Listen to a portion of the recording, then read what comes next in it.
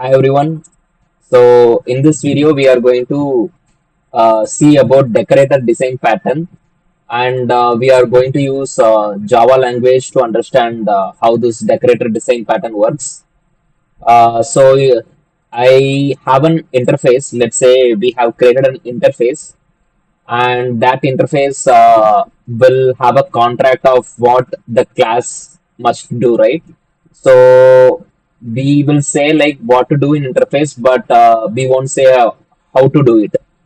So we define a component, interface component here, and that will be implemented by a class so that that class will say how to do it. Like let's say interface has two functions, we have just declared it. So this class will just to say uh, how to do something inside that function.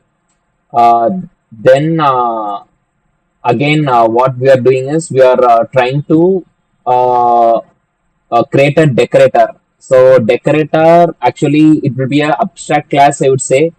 So this abstract class will implement this interface, and actually this abstract class will hold the reference to another component object. So what I mean by like hold reference to another component object is, so this class 1 and class 2 we are seeing here, right? So this class 1 is extended from this abstract class.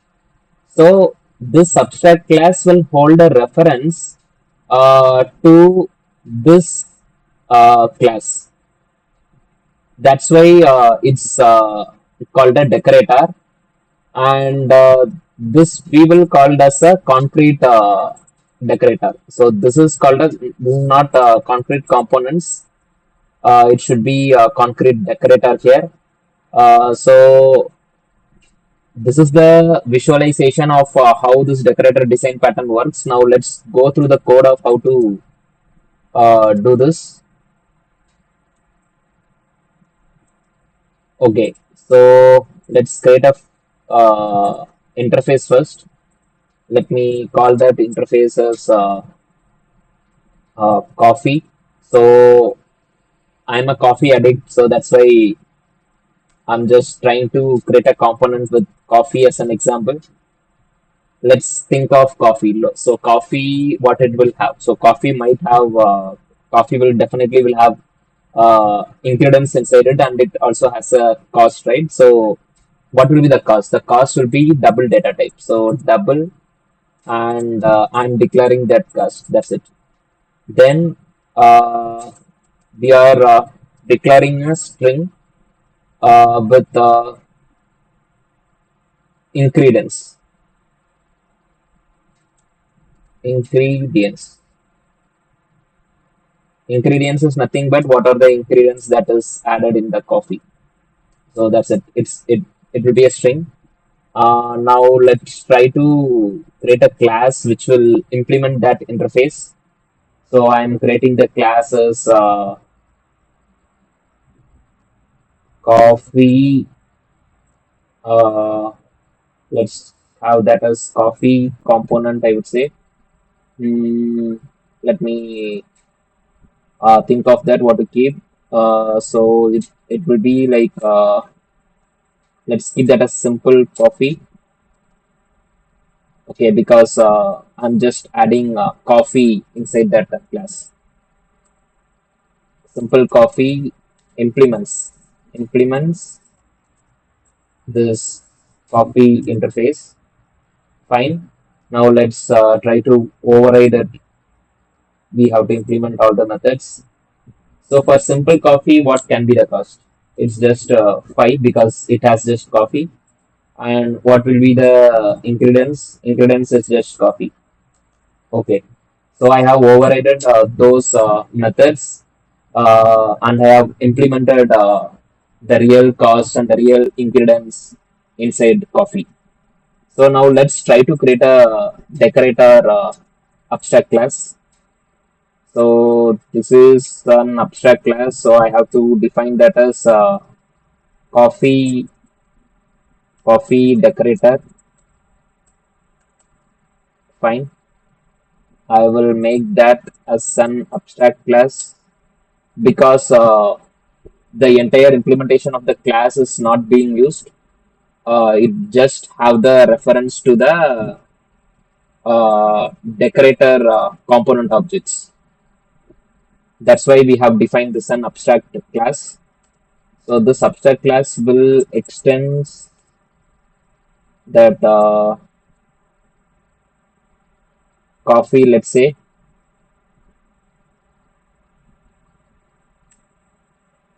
it implements coffee because it's coffee's an interface. So now what we have to do, we can make some protected object here. So I am creating a coffee object. I'm naming that as decorator coffee because this should hold the reference of decorator component object. So how I'm trying to hold the reference? I'm trying to create a constructor now, coffee decorator. So this constructor will inject a coffee object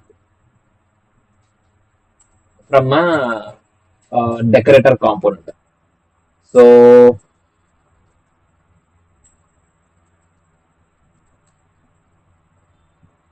this dot decorator coffee equal to coffee. So from the decorator component, I am tying that reference to this coffee object. So the trigger will be happening from decorator component, which we will write in future after this. Then again, we are having this cost function. There we have to just return it, or else we don't need to write this itself. So this should be fine. Then I'm creating a concrete classes. So I'm naming that as milk decorator. Milk decorator is nothing but initially coffee will be there. Then I'm trying to add some milk. So that is called a milk decorator. So I'm just trying to add many functionality for that coffee component without changing its structure by using this decorator design pattern. So milk decorator, okay, it's public class, fine. It should extend that. It should extend coffee decorator, which is an abstract class. So if you see here, it will say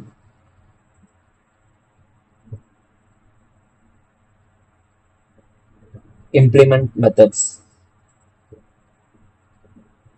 Okay, let's try to implement methods. And one more thing, create constructor matching supers because we already have created a constructor in our abstract class. So this parent class, the subclass is again extending that class which has that constructor. So again, we have to create a constructor in our subclass also, which should be matching that superclass. Fine. Now we are overriding that cost function. What we can say. So the cost is again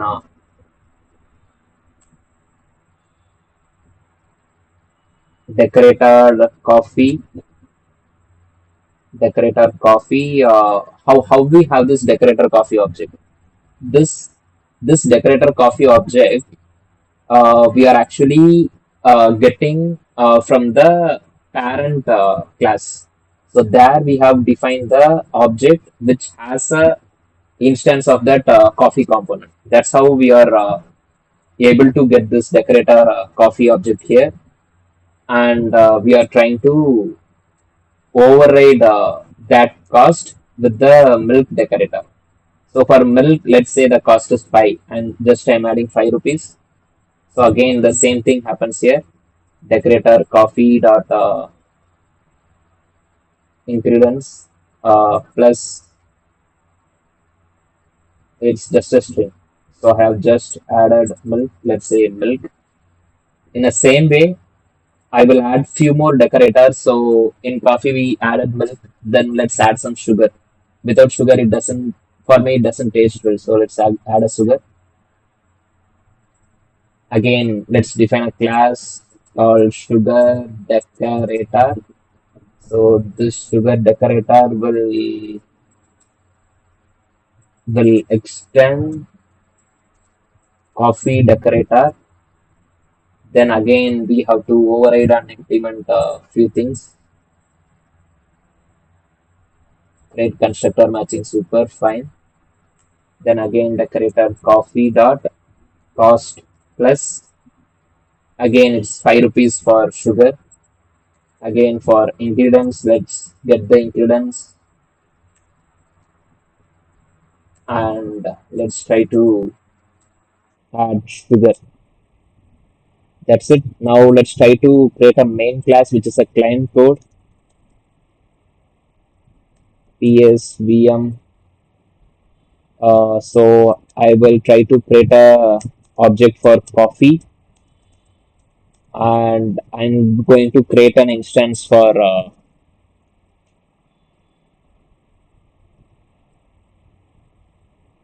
so we have this simple coffee, right?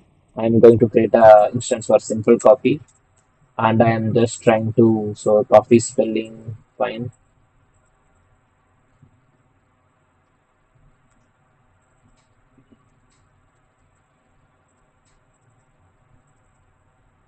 Coffee, we will just try to print that coffee dot cost, so coffee dot ingredients fine. Now what we can do, we will try to add the decorator on that coffee object. So how to do it? We already have this milk decorator, so I'm trying to create an object for milk decorator which has a constructor which will accept this coffee component.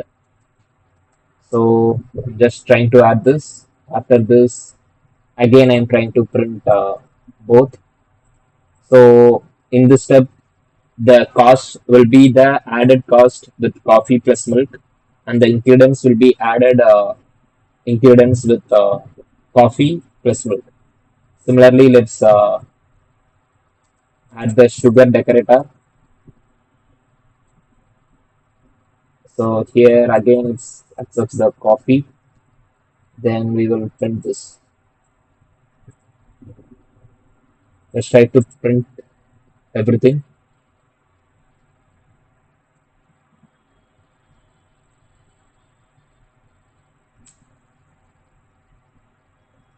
That's it, guys. You can see initially it printed only for coffee cost and the coffee ingredient. Then we added milk decorator, so the cost is added by 5. Then ingredients milk is added. Then again we added sugar, extra 5 rupees for sugar, 10 plus 5, 15. Then in ingredients you can see sugar gets added. So this is how you can decorate a component without changing the structure of the component by creating the uh, like reference of the other component in one particular class. So that's it. This is how decorator design pattern works.